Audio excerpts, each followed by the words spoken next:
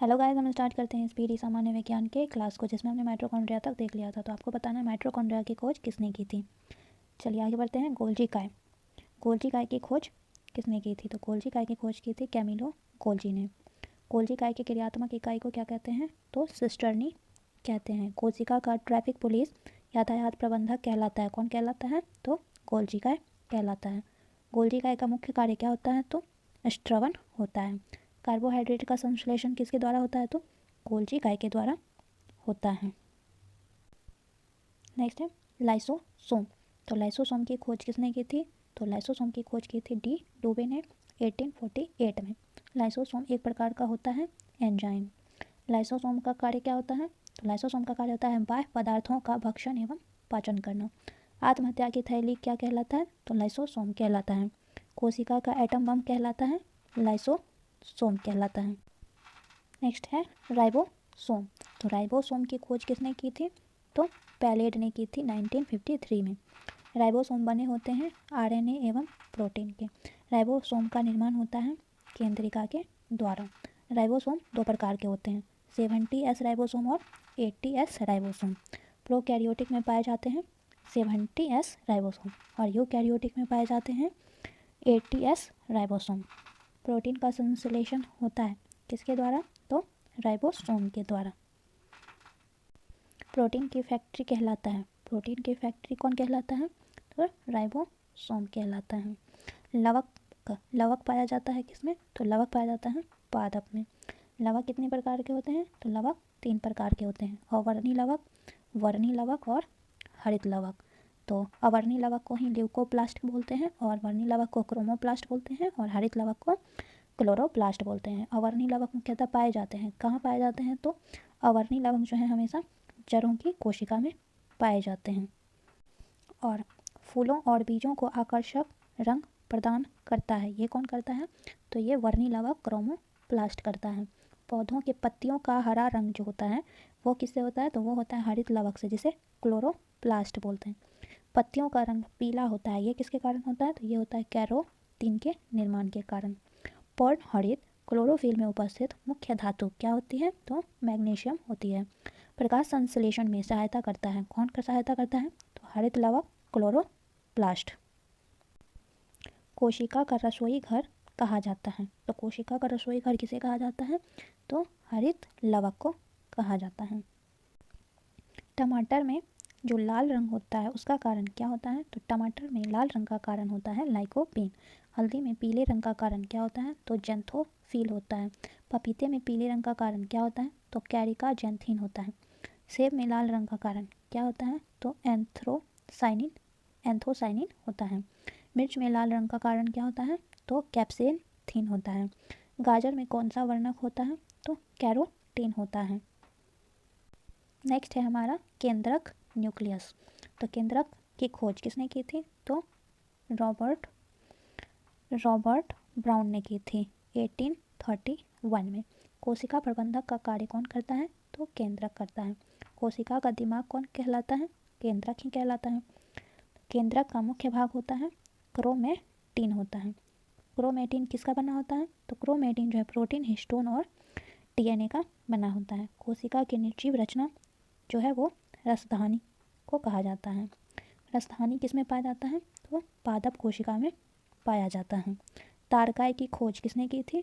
तो बोवेरी ने तारकाय की खोज की थी। तारकाय पाया जाता है किसमें? तो तारकाय जो है वो पाया जाता है जंतु कोशिका में। कोशिका विभाजन। नेक्स्ट है कोशिका विभाजन। तो कोशिका विभाजन की क्रिया क्या कहलाती है? तो कैरियोकाइनेसिस कहलाती है। समसूत्री विभाजन मिटोसिस होता है क्या? तो कायी कोशिकाओं में। अर्धसूत्री विभाजन मियोसिस होता है लैंगिक जनन कोशिकाओं में। नेक्स्ट हमारा अर्धसूत्री विभाजन। तो अर्धसूत्री विभाजन होता है जीवाणुओं में। समसूत्री विभाजन की खोज किसने की थी? तो वाल्टर फ्लेमिंग ने। अर्धसूत्री विभाजन की खोज किसने की थी? तो फार्मर एवं मूरे ने। नेक्स्ट है हमारा जैव विकास। तो हम जैव विकास को भी देख लेते हैं। जैव विकास प्राकृतिक वर्ण का सिद्धांत किसने दिया था? तो प्राकृतिक वर्ण का सिद्धांत दिया था डार्विन ने। उत्परिवर्तन का सिद्धांत किसने दिया था? हुगो डी ब्रीज ने दिया था। नेचुरल सिलेक्शन जैसे प्राकृतिक चयन बोलते हैं उसका सिद्धांत किसने दिया था? तो डार्विन ने दिया था। विकास के सिद्धांत का प्रतिपादन किसने किया था? डार्विन ने किया था। नेक्स्ट टॉपिक हमारा आनुवंशिकी। तो आनुवंशिकी के पिता या जनक किन्हें कहा जाता है? तो ग्रेगरी जॉन मेंडल को कहा जाता है। आनुवंशिकी संबंधी प्रयोग के लिए मेंडल ने किस पौधे का चुनाव किया था? तो मटर के पौधे का चुनाव किया था। आनुवंशिकता के विज्ञान को आनुवंशिकी कहा जाता है। आनुवंशिकता के विज्ञान को आनुवंशिकी कहा था। किसने कहा था? तो डब्ल्यू वाटसन ने कहा था। जेनेटिक शब्द का सर्वप्रथम प्रयोग किया था। किसने किया था? तो रॉबर्ट वाटसन ने 1905 में किया था।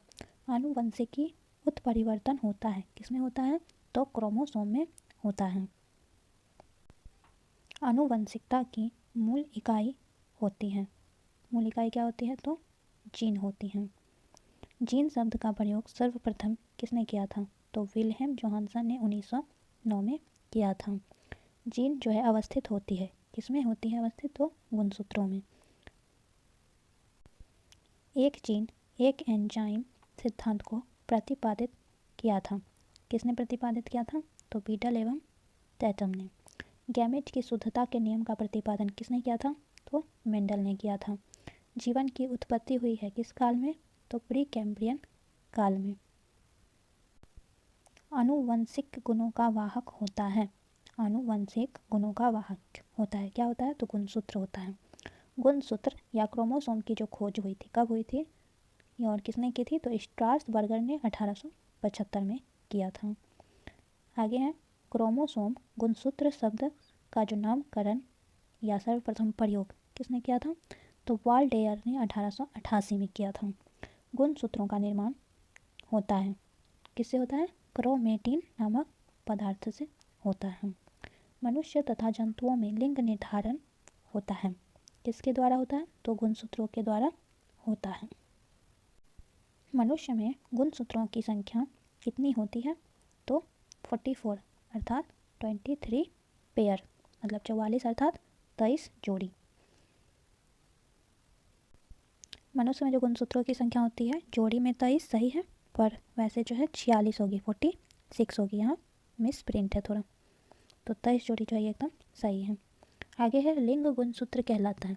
कौन कहलाता है? तो 23वां जोड़ा कहलाता है। पुरुष व स्त्री जिन संगठन होता है कौन सा? तो एक्स वाई तथा एक्स एक्स। पुरुष में 23वां जोड़ा गुणसूत्र होता है कौन सा? तो एक्स और वाई। महिला में 23वां जोड़ा गुणसूत्र होता है कौन सा? तो एक्स और एक्स। ठीक है। मानव में बच्चों का लिंग निर्धारण होता है। किससे होता है? तो पिता के गुणसूत्र जो एक्स वाई होते हैं उसी के द्वारा बच्चों का लिंग निर्धारण होता है। एक लड़का अपने पिता से विरासत में गुणसूत्र प्राप्त करता है कौन सा?